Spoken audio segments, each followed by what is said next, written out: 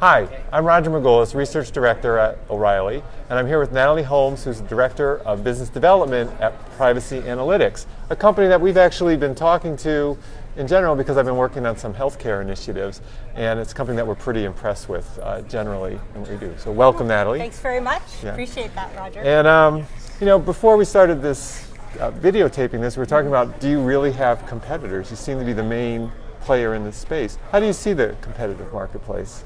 You know, that's a really good question, and we get that asked a lot. There really is nothing out there that competes directly with what we do. Basically, either there's a homegrown solution, so obviously people have been releasing data for a long time, so they've developed ways and methods for doing that data release.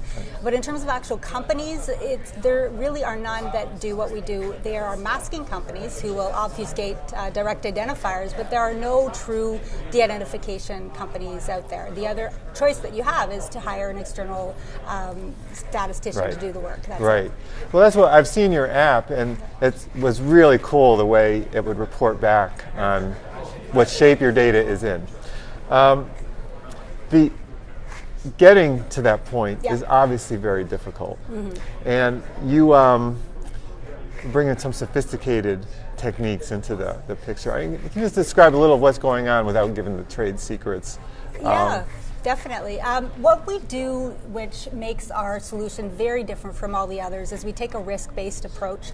So we've developed algorithms that can actually quantifiably measure the risk of re-identification of a data set. And so we look at context risk. And so what that means is we look at what type of data there is, who is getting that data, what are their privacy and security practices, how is that data going to be used? Because that all feeds into how you treat the data and what risk threshold you put on it. So if you think about public release, if you're putting data on the internet, you're going to treat that data set very, very differently than if it's your internal dev team that's going to get a test systems data set, or if you're giving it to a researcher, whether that's an internal or an external researcher. So you have to look at that entire space and also include contracts. You know, although we are primarily a technology company, we still include things like the privacy aspect and the compliance aspect, and how do you release as much data as possible, and one of the ways to do that is to also consider contracts as part of the process.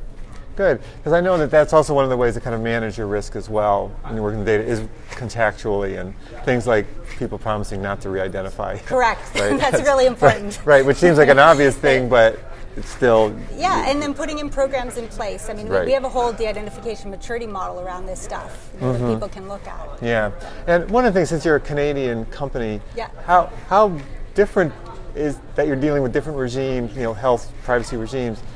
How different does it make it for you? Is it pretty common because privacy is privacy, or are you gearing much to? Yeah, I love that question. We get that a lot as well. How can you be a Canadian company and still be an expert in HIPAA? Because our founder, Khaled El-Imam, is one of a handful of people known to be qualified to do de-identification under the HIPAA privacy rule. And he came to that by looking at all of the international standards that are out there. So the Canada, of course, the United States, the UK, and other legislation that exists. And he found that HIPAA was the most prescriptive of all the standards. So the Electronic Health Information Laboratory that he leads started looking at operationalizing that standard, and consequently he became an expert in HIPAA, and of course the company is founded on that principle. So it's really kind of neat that it works. Right, and just for what it's worth, I have learned everything I've learned from Khaled's videos, the webinars he's done, and I've met him a few times in person. I'm interviewing him later for people paying attention to that part. That's great. Health is an obvious place for privacy, but it doesn't take too much media access to know that privacy is a bigger issue than health. We've got Snowden and the release of the NSA data, and a lot going on in the space. The UK with the ubiquitous CCTV and stuff like that. What other industries do you think what you're doing, is applicable? And I think every industry. I mean, I know I'm a little biased in saying this, but I really believe that healthcare is the hardest problem to solve. And once you solve healthcare, everything else is pretty straightforward. We've been approached by other industries, and we do work in other industries. We just haven't focused on that area. As an example, if I'm a financial services institution and I want to do marketing research, I have geospatial information in my data. So how do I handle that? Because although healthcare, people think of as the one with the most penalties. It's not in fact true. There are serious penalties in other areas as well for inadvertent data breaches. So it's very, very important for them to be taking this seriously as well. Getting back to the question around healthcare, from my perspective, and again, I'm pretty biased, I think that's the most important one to make sure that it's really preserved, but not that the other ones don't have value as well. Mm-hmm. Okay. And where do you see all this going in the next few years? It seems, from my perspective, it all seems kind of nascent. There's also in health, there's two methods. There's a safe harbor, which seems to kind of make the data so anodyne it might not be that researchable. There's the statistical method that you guys are all behind. Where do you see things going next?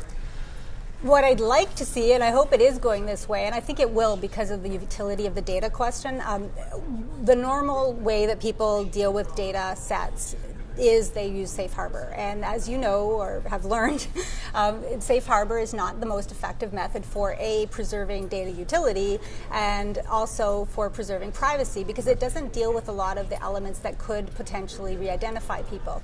So I think that as people become more aware and they do their research, they're going to be able to find different solutions, ours being one of them, where we're actually dealing with things more holistically and not using the safe harbor method, because it's not useful to have a data set where all dates are year. There's very little analytics that can be done on that. So if you look at the statistical method and operationalizing that, then you get much more granular data. It's way more useful. It's very positive. The only thing that I see as a bit of a barrier to that currently is a lot of myths around anonymization.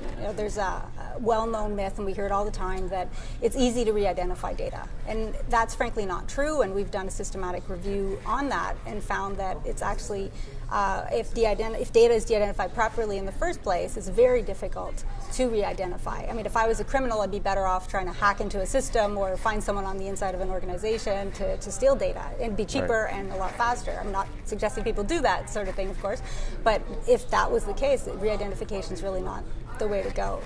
Yeah, it's funny, the kind of seminal case where someone was re-identified was the AOL releasing its data many years ago, and them finding a woman who was on the internet and in Georgia, and it ends up she worked at an elder care home, and all of her searches were on behalf of other people. So even though she was re-identified, her searches had nothing to do with her life. But anyway, I think what people misunderstand generally, and specifically in your case, is probabilities. Correct. Exactly. Is that the probability, like when a researcher says, well, this potentially could be re-identified, doesn't mean they have. Right. Exactly. There's a probability it could happen with a lot of effort. Yeah, exactly. And the other myth that we hear a lot is that there has to be no risk of re-identification. No risk of re-identification means don't release data, don't do anything. And obviously that is not going to help society whatsoever. Right. So, context is everything, and very small risk can be contextualized, and there can be a threshold assigned to that. If I were to have a hope, it would be that regulators would start paying attention to that notion of the fact that we've been doing data releases for 20, 25, 30 years. It's not a new thing. It just people act like it's a new thing. So there's a lot of precedents, and we already have standards for thresholds that have been in place based on census data, justice data, data released by CMS, CDC, etc. So this data has been released for a long, long time. And so there are figures that we can use. And so if regulators were to say, yes, these are acceptable thresholds, that would actually help a lot, along with debunking some of these myths that people have. Well, great. Well, this is great information. I'm glad you're doing what you're doing, because I really think that analyzing health data is going to help us both get better outcomes and contain costs and so forth, and I think this is a big part of it. Yeah, we're really excited. We're very excited about our O'Reilly book as well. So great. Yes, I am too. Yeah. Thanks a lot. Thank you. Thanks for joining us.